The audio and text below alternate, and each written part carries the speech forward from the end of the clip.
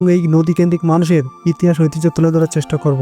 এরপরে আমরা ঢাকার জ্যাম ঢেলতে ঠেলতে চলে গিয়েছিলাম যমুনা ফিচার পার্কের সামনে, যেটা দেখে আমার সব থেকে ভালো লাগছে। লাইফে ফার্স্ট টাইম আমি যমুনা ফিচার পার্কে। তারপর আমরা এন্ট্রি গেট দিয়ে ভিতরে প্রবেশ করি এবং ভিতরের দৃশ্যগুলো আমার কাছে খুবই ভালো লাগছিল। অনেকটা এরিয়া নিয়ে যমুনা ফিচার পার্ক, যেটা আসলে সম্পূর্ণ ঘুরে দেখা অসম্ভব। এটা ছিল লেভেল 1, এরপর লেভেল 2, লেভেল 3 এবং লেভেল 4 এ গিয়েছিলাম আমরা। লেভেল 4 ছিল আমাদের কাজ, আর আমরা প্রথমে চলে গেছিলাম মোবাইল ক্লাবে। আমরা অনেক আশা ভরসা নিয়ে আসছিলাম মোবাইল ক্লাবে, কিন্তু আমাদের সেই কাঙ্ক্ষিত ফোন পাচ্ছিলাম, যে কারণে আমরা আরো 2-3টা দোকান দেখার পর একটা দোকান পাই, যেটা আমরা ইউটিউব থেকে দেখে আসছিলাম, এবং সেখান থেকে অনেক সময় ফোন দেখি এবং ফাইনালি আমাদের ফোন পছন্দ হয়ে যায় এবং আমার দাদার মুখে হাসি ফুটছে, কারণ সে ফোনটা নিতে পারছে।